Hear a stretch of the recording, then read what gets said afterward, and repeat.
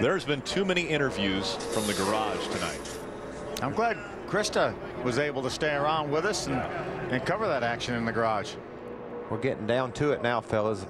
Although the action can't pick up, right? Johnny Benson leading this race chose the outside line for the restart. Green flag back in the air. And oh, by the way, the truck behind him, Matt Crafton, the 88 truck.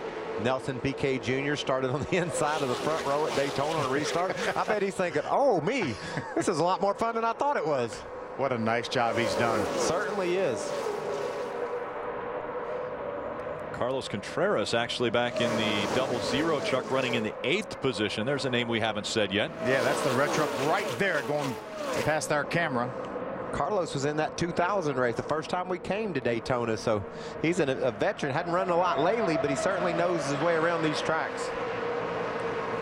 David Starr has received a pass-through penalty. He made a pass before you got to the start-finish line, which you can't do with the double file restart rules. You see Jason White there in that orange and black truck. He drove up on the outside. The last time we saw him, he was in the wall in 3 and 4. Did some damage to his truck, but obviously it didn't do too much. He's up in the top 5. Jason White passed 5 trucks that lap.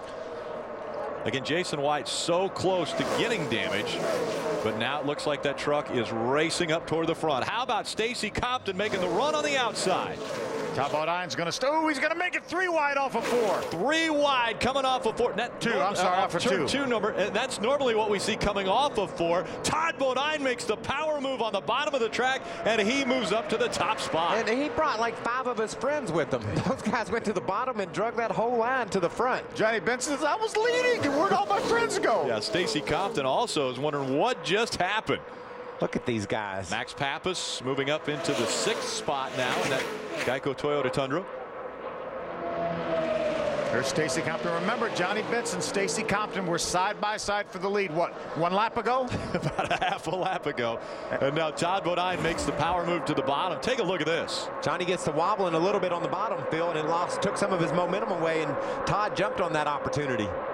Went to the bottom, had Jason White right behind him. Timothy Peters right behind Jason White, and they just drove by these guys like they were tied to a stump. And Johnny's, like you said, he's saying, how many of them are there? Here comes Timothy Peters. He doesn't want to follow. He wants to lead at Daytona. How about Nelson Piquet Jr.? That's his teammate, that 1 truck on the outside. This is fun to watch. Nelson Piquet Jr. doesn't know a lot about NASCAR. For sure. He warmed up last week in the ARCA race, and he's starring in this show tonight. As I said earlier, only 1 race deal right now with Red Horse Racing, and they would dearly love to race Nelson Piquet Jr. in some more of these Truck Series races. On Thursday, he was walking through the garage introducing himself to the other drivers, saying, hey guys, I'd love to race with you guys, and by the way, my name's Nelson Piquet Jr. Adam. Prior to that last caution, Rick, Jason White had dropped back out of that lead draft. He just wanted to be careful. He saw a lot of guys driving out of control. They warned him, don't lose the draft. Well, under the caution, they discussed the situation again. Jason said, I'm not concerned. I can drive right by these guys when I need to. He started on the pole, and with just over 30 laps to go, he's hanging in, running 2nd, Ray. And Adam, you noticed about 3 laps ago, the 88 was right up front. Guess what? Where is he now? Just tilling around there in the back. Matt Crafton said, my truck's good enough. We'll be ready to go. Let me know when there's 7 or 8 laps to go. Until then, I don't want to be around that 2 wide racing.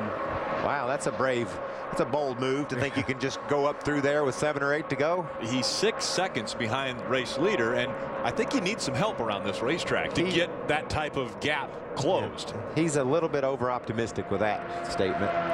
Someone that has been very confident and has loved his truck and bet anybody would bet him that he was going to be on the darn pole with Jason White. Look at him, 2nd spot right here late in the going. Todd Bodine trying to make it 3 consecutive wins from the World Center of Racing. Out in front of the field once again, Daytona.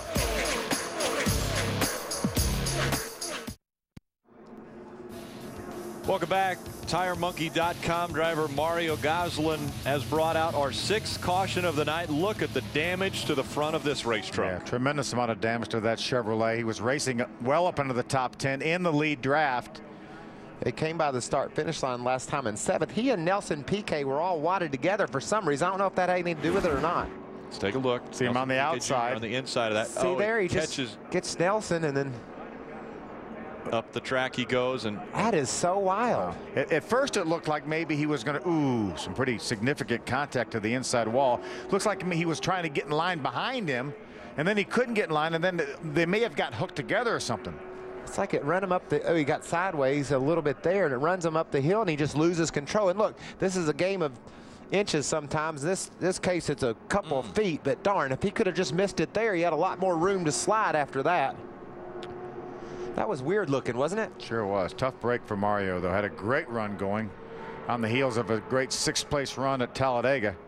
Check it out here. If he could just not hit there. Whoa, and that thing hit hard. Yeah. Too. Head on. Luckily, everybody did a good job of getting her locked down and keeping it from coming way up in the road. Tire monkeys. There's Mario Goslin. Great sight. Yeah. Climbing out of that race truck. Take a look at this real time. See if we can figure this out, Phil. They get together once, and maybe it just gets them up too high in the tri-oval. We've seen cars go through the tri-oval, you know, way up high like that before, right up against the walls. It might have knocked him out to the right, and then when he's turning to the left to gain control, it just spun out with him.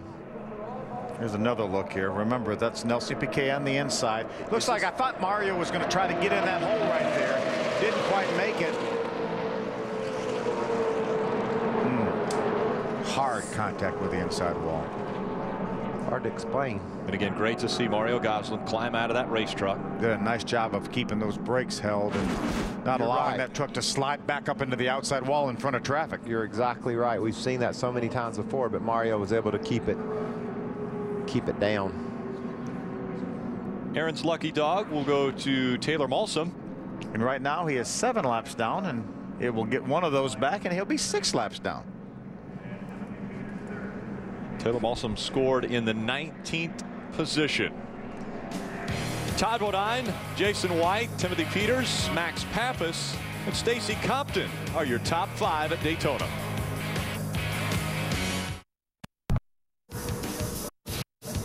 Welcome back to the NextEra Energy Resources 250. Our aerial coverage brought to you by DirecTV. DirecTV, change your life. Call 1-800-DirecTV.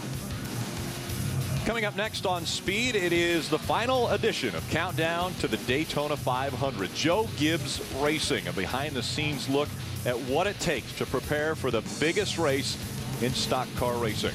It's incredible how much preparation it takes to prepare a car or a team for the Daytona 500. You take so many things for granted, Phil, when you set up the stands and you watch these teams race, but there's not one detail that hadn't been gone over and over in preparation for trying to go out and win one of these NASCAR events, whether it's the trucks or the cars. Lights still on the pace car. They have not been on pit road yet, but that is going to change now. Here comes the field, and they're coming at you, Ray. Well, Rick, here's the big question. Do you think this will be the last pit stop? Todd Bodine doesn't believe so. Look at our triple pits on the top. It'll be a splash only for the Geico Toyota. In the middle is Jason White, and at the bottom you see a round of wedge going in the left rear for Timothy Peters. Let's go to Adam. And it's a long trip down pit road for Jason White. He's the #1 pit stall at pit exit. 2 seconds of fuel. They said that would be all they need. They plug it. He pulls away. Todd Bodine got it. Bodine quickest off of pit road. Then it's Jason White. They will be 1-2 when the green flag goes back in the air. So the field continuing to make their way off of pit road after some adjustments made. The most recent incident involving the 12 of Mario Goslin gets a little wild in the tri-oval, and a hard shot on the inside wall.